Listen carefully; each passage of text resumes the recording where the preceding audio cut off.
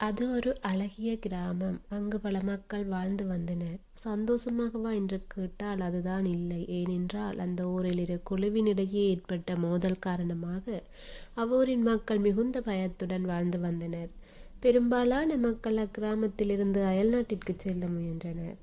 விவசாயத்தை தொழிலாக கொண்ட மக்கள் சிலர் நெல் அறுவடை செய்த வண்ணமும், சிலரது வயல்வெளிகளில் முற்றிய நெற்கதிர்களும், சிலர் ஏனைய பயிர்ச்செய்கையில் அப்படியே விட்டுவிட்டு கிராமத்தில் ஏற்பட்ட பிரச்சனையால் தங்களது வாழ்வாதாரத்தை இழந்து தாம் வைத்திருக்கும் சிறிய தொகை பணத்தையும் ஒரு சில உடைகளையும் எடுத்துக்கொண்டு தமது உயிரையும் தம் குழந்தைகளின் உயிர்களையும் காப்பாற்றிக் கொள்ள வேறு ஒரு பாதுகாப்பான இடங்களை தேடி இடம்பெயரத் தொடங்கினர்.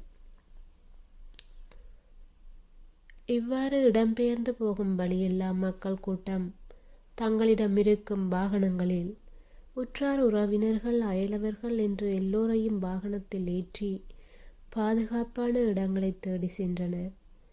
இவ்வாறு போகும் வழியில் சிலர் குழுக்களின் மோதலில் சிக்கொண்டு மரணமடைகின்றனர்.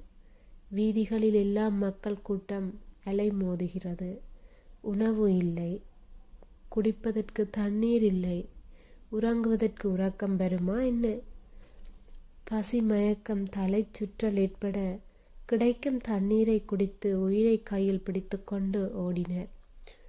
இந்த சந்தர்ப்பத்தை பயன்படுத்தி சில பண முதலைகள் 20 ரூபாவை 2000 ஆக்கினர்.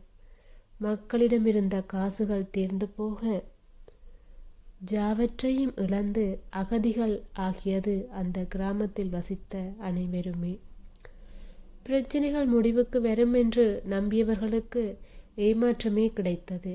பிரச்சனை மிகவும் மோசமான நிலையை அடைந்தது.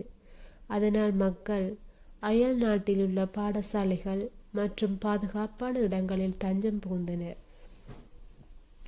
அவர்களுக்கு அயல் நாட்டில் மிகுந்த பாதுகாப்பு வழங்கப்பட்டதுடன் உணவு மற்றும் மருந்துகள் என்பன வழங்கப்பட்டது.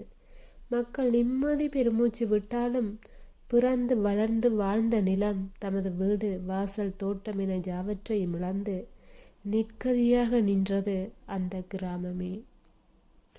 தொடரும்.